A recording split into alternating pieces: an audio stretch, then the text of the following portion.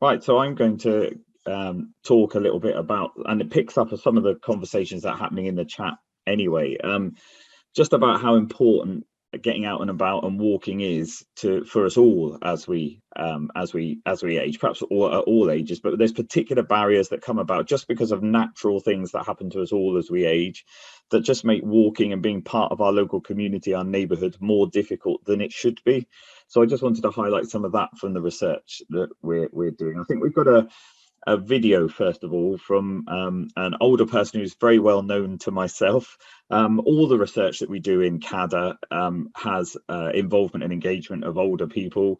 And do let us know if you, or if you're a group who support older people. Let us know if you're not involved in CADA so far and you'd like to get involved more. Let us know. Owen Phillips is our involvement and engagement officer, pulls all those people together and gets them to underpin the research we do. Because like I said in the chat earlier on, we really don't want the research to sit on dusty shelves. It's got to have some real meaning and real impact. So this was a video put together. It's actually by my dad and his walk into town. And we put together what he finds difficult, maybe some of the more pleasant things, but I just wanted to highlight it because when I come to look at it in terms of research, you can see some of the issues that come together. And we didn't collaborate on this beforehand. I just wanted him to do it very naturally, find out what was the issues. And although I've got him to do it on here, it isn't just him who involves himself in my research. We've got lots of people who get involved, all different older people from different backgrounds, all different ages, that kind of thing. So if I move ahead, and hopefully I can start the video. I'm starting the walk into the town, which is 4/10 of a mile from my home. As you see, I'm walking alongside a pretty busy and very straight road. It's supposed to be a 30-mile-an-hour limit, and a lot of cars exceed that. A few more steps along the road, and here is a sports and fitness centre with two entrances. One has to be careful as cars come in each of these two entrances at different times.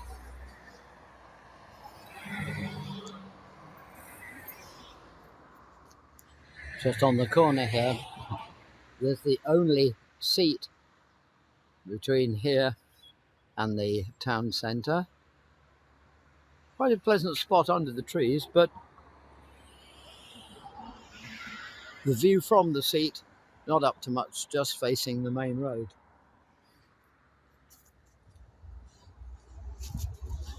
Just coming along here is the worst bit of pavement on the walk into town on this side of the road. It's very narrow, and as you can see, cars parked across the other side of the road.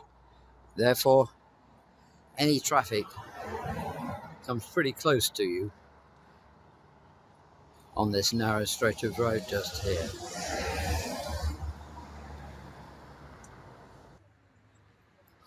A doctor's surgery, very close to the town centre, and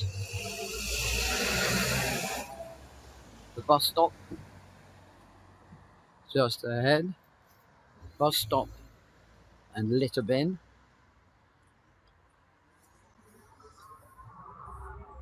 The usual rather uncomfortable seat on the bus stop. Buses here very infrequent, although at least there is a timetable. Only every 40 minutes to the town of Fareham.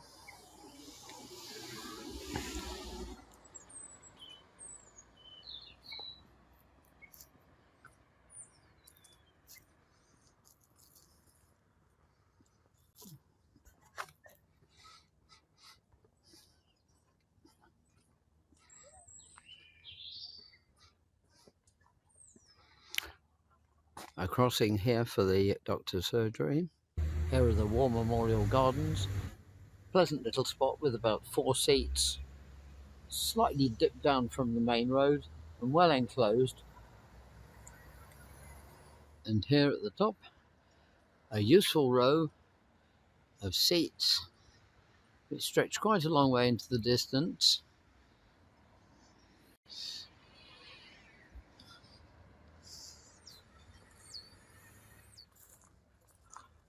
A large and popular cafe.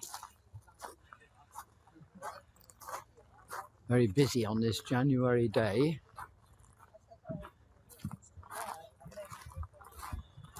Quite a lot of room outside and fairly sizable inside as well.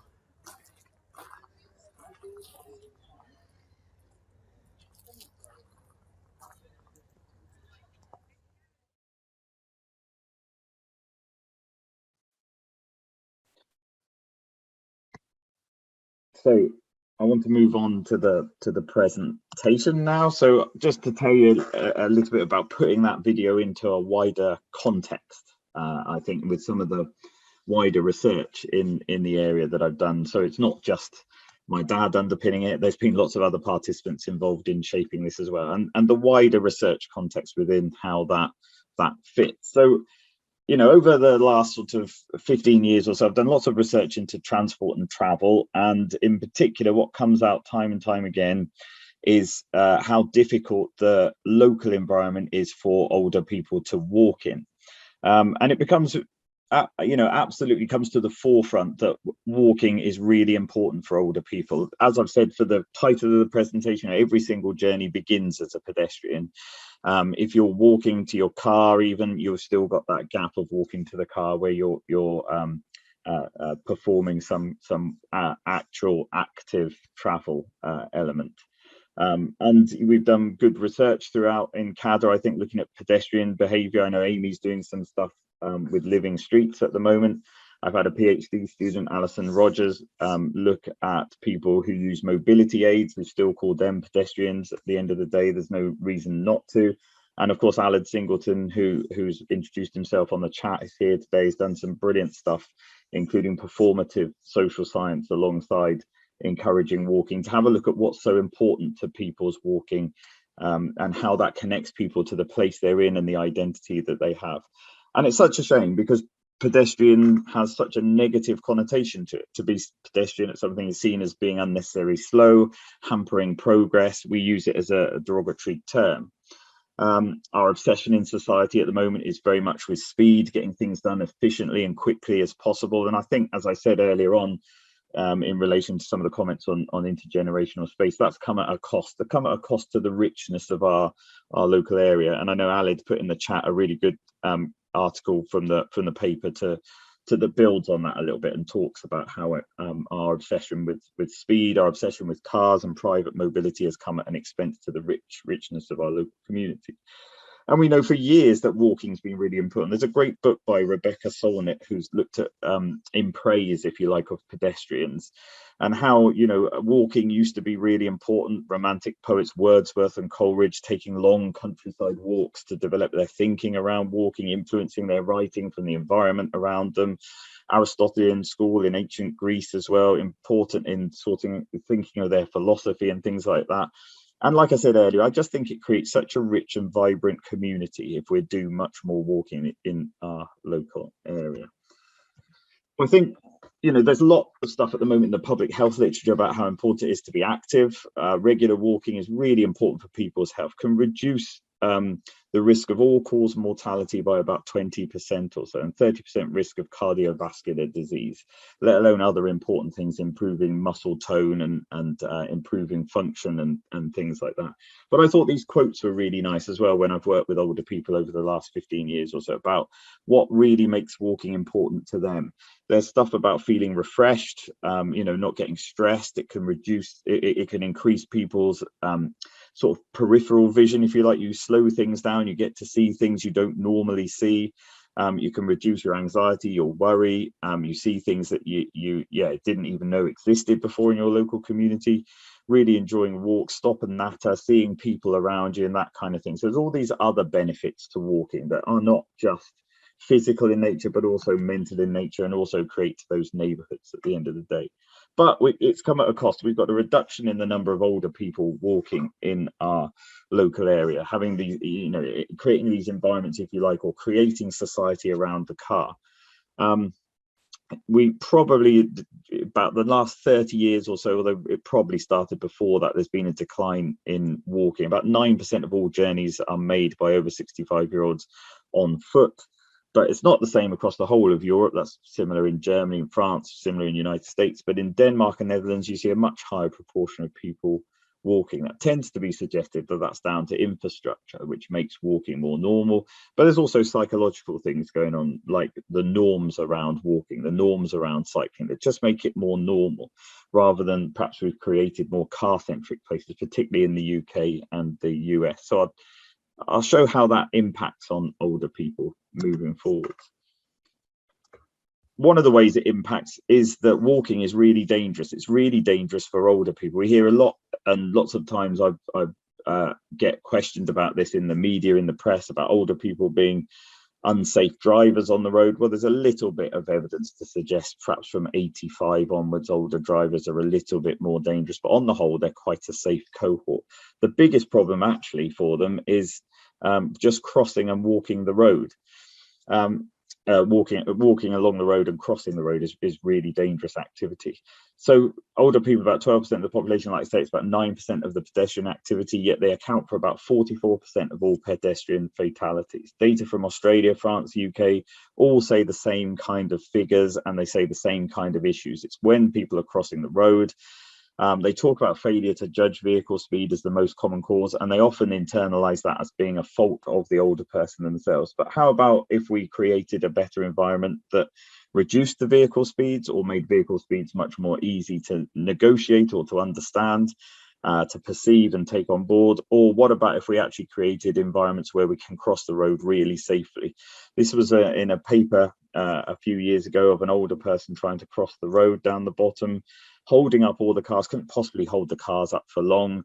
So a policeman came along and gave him a piggyback across the rest of the road there. And I think that just shows again the dominance of vehicles in society, how difficult it is to cross these big roads, and the fact that we create environments that really aren't conducive for any of us to cross the road, let alone in later life, where quite normal things that happen to us as we age mean that we walk slower, may have more trouble with our gait, just making things more difficult to cross the road. So in my work over the last 15 years or so, I've tried to prioritize the barriers that come out for older people when they're being pedestrians. So the key things that come out time and time again are poor quality pavements, lack of pavements altogether, or not being able to use the pavements, and having obstructions on pavements, so having parked cars on the pavement. So anything we can do to encourage better legislation about parking on pavements would really help.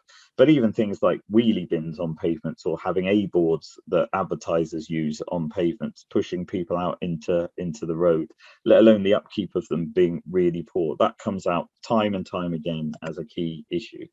This was from Alison Rogers. Like I mentioned, she was a PhD student for us when I was at Swansea University.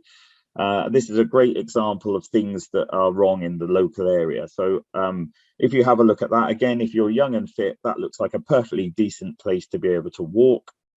But you can identify at least 5, 6, 7 key pinch points in that environment which are dangerous. If you are not quite so confident in your walking, walk slower, maybe even when you're carrying things when you're younger in age, or that kind of thing. So trip hazards, narrow pavements, pavement parking, that kind of thing. Another element that comes out time and time again, like I said, this comes out from that literature about being overrepresented in accidents on the road. So as a road user, you get knocked over by cars much more as you age, and that's a terrible thing to have as something that we haven't really addressed in society. And some of that comes from the fact that pedestrian crossings are poorly designed for any of us crossing the road, but let alone again in later life. Like I said, quite normal things that happen to us all, perhaps from a very sort of 30, 40 years of age, from a younger age onwards, that you start to walk slower as you age for a variety of different reasons. And the Department for Transport, in their infinite wisdom, has set the crossing speed for people crossing the roads at about 1.22 meters per second. Now that's quite a smart walking pace to have to cross the road before the lights turn back to green for the cars to progress. And in some research I did a few years ago, I found that 89% of people over 65 didn't walk at the 1.22 meters per second the Department for Transport has recognized as the speed you should cross the road. So you've got only 11% of people crossing before the lights turn back, or at least start flashing orange for the cars to progress. And that's a source of great anxiety, if not real danger for older people crossing roads. It's worse if you've got health problems, even fewer people cross the road. It's even worse if you just happen to be female. Females walk slower than males. So that was up to 94%, I think, for females couldn't cross the road. And that's, you know, really, really dangerous. We've got new crossings now that have infrared at the other side of the crossing, so they don't turn back to green until the person's completed the crossing for vehicles to progress, but they tend to fail on two fronts. Sometimes the maximum amount of time to cross the road isn't long enough anyway before they turn back to green, even if somebody's on the road. And they don't have the green man straight ahead of them. They had the green man on the right hand side next to the beg button that pedestrians have to push to cross the road. And again, when you're halfway across the road, you want that you want to be able to feel less anxious about crossing the road. So it's useful to have a guidance as to whether you're still able to cross the road with the green man on your side. So they're not liked particularly, even when there's been attempts to change it. In the video, my dad mentioned the speed of the traffic on that road. And how that can, even if that's not, you know, even if you're separated on a nice pavement, that's still not a very comfortable environment to be walking along. You've got traffic passing through, both psychologically and physically, difficult to manage, and feels like an intrusion into your world. Somebody mentioned in the chat earlier on about lack of benches, absolutely crucial. And when we do put benches there, we don't put them, they're not very good quality, we don't put them in very nice places or in very useful places all the time. There's some benches down the bottom there that they put in Porthcawl. The council for some reason have put them in the wrong way round, so you could have had them facing the sea, but actually they faced the road. I think Porthcawl Council got away with it by saying they were the world's first selfie benches, so you can take a nice selfie of yourself with a picture behind, but quite clearly they've just been put in the wrong way around. And look how uncomfortable the bench in the middle is, with those cold metal straps across them and the uncomfortable armrests at the edge, and a great view of a hedge there. That's in my local town of Mumbles. Behind that hedge there is a car park, but beyond it is Swansea Bay and a nice view. So nothing's ever thought about in terms of these kind of things. They're placed in wrong positions, they're placed in positions where there isn't anything to look at, that kind of thing. Another element that comes out quite often is lack of toilets within that. And I think Andrea mentioned in the chat about lack of toilets, that needs addressing. Lots of those have been closed. Again, perhaps using the pandemic as an excuse, even more of them have been closed. And again, that just means a lot of people, and again, slightly more older people than the general population, can't complete a journey without feeling very anxious. Maybe they don't go for as long a walk as they would do. Maybe they avoid certain places where there isn't any toilets to do that. And again, perfectly normal things that happen to us all from sort of 15, 20 years of age onwards, is our eyesight starts deteriorating in different places, or changes, that you need more light, you need more brightness. So quite clearly, lighting becomes an issue for older people walking along a road. And again, that modern lighting has changed. We've got LED bulbs in, which mean they're not as bright, or they're not as continuously bright, but they're still in the same positions of the old one. So you're moving from darkness to light and dark to light, and we know that that can be an issue for older people as their eyes take longer to adjust. And of course, in the winter, particularly perhaps in some places in Wales, we're dark from sort of 2 o'clock onwards, perhaps sometimes dark all day long, and that again stops older people going out and about. And finally, pollution is an issue. So you might not always notice it totally directly, although I've had older people talk about avoiding areas where you've got lots of pollution from vehicles coming in, but we know it's particularly bad for health, and it's particularly bad for elements of health that are detrimental to older people. So in terms of heart disease and stroke, lung disease, but also things like bone health, osteoporosis, and things like that, it can be linked to. So something really needs to be done about that if we're improving our environment. But I didn't want to just talk about the practical stuff. I think it's very important also that we create an environment that pulls people to it. So it's also about aesthetics. It's not just about the practical stuff. It is about creating an environment that people want to be in. So creating an environment with green space, creating an environment with blue space, and lots going on. We can't always do that. We can't all live in the Promenade Angleterre in in Nice. We can't always have places that are exactly like Trafalgar Square, but why not try and create spaces that move towards those kind of things? People really love places that are unplanned and have less planning in them, or at least it looks like that. Compare Milton Keynes on the left, where there was, it's long been talked about being over planned, plenty of cycle lanes, lots of off-road walking, but a very difficult place to navigate in straight lines and 90-degree angles, very car dominated through the middle. Compare it to, I've asked older people where they like going on holiday, where do they like walking when they go on holiday. And people have mentioned places across the world, but often what's come out when I talk about the UK is places in Pembrokeshire that they like, with lots of narrow little roads they can walk down. And that's, I think, St Ives on there on the right hand side picture. So very lack of planning. It's all higgledy-piggledy put together. People like those spaces to explore and be part of, particularly where cars are second in nature or can't use certain spaces down there, so the pedestrian can dominate those areas. And I also wanted to point out, and we mentioned this a bit earlier on from some of the chat, that if you allow cars to dominate and reduce the pedestrian space, you also end up with what we call community severance. So communities get literally cut in half by roads. I mean, here's perhaps a neo example, an example that you don't find anywhere, but putting in a dual carriageway, putting in the M4 in the middle of Port Talbot, as you see here, actually literally severed communities in half, as you can see the building of it there. So where communities used to be joined together, they get completely blocked and moved apart.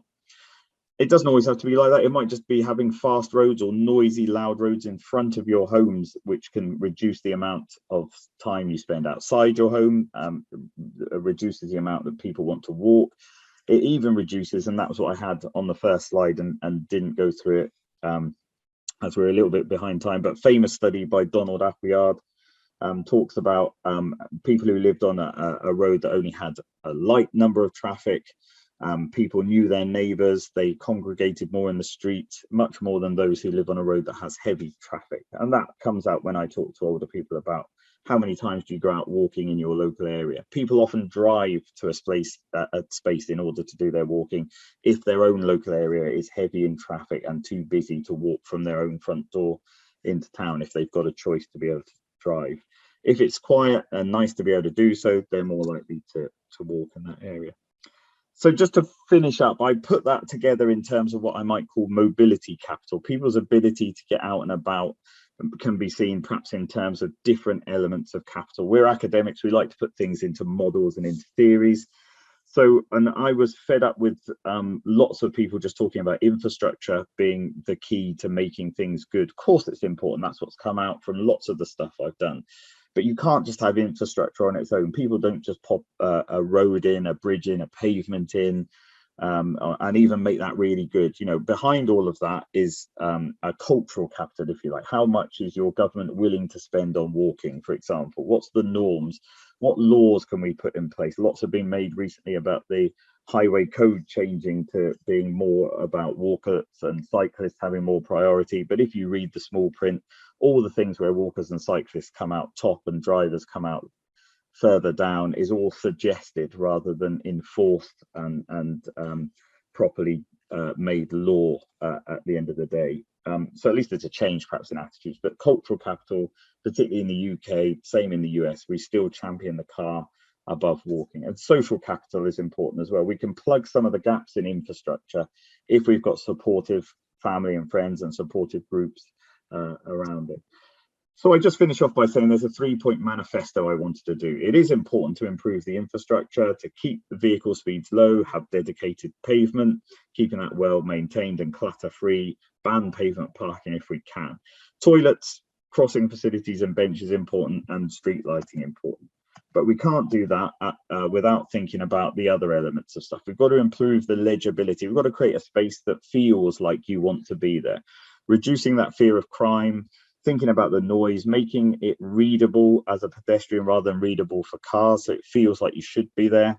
Allowing space between different uses and users. Maps and signage are important, but not just the only element.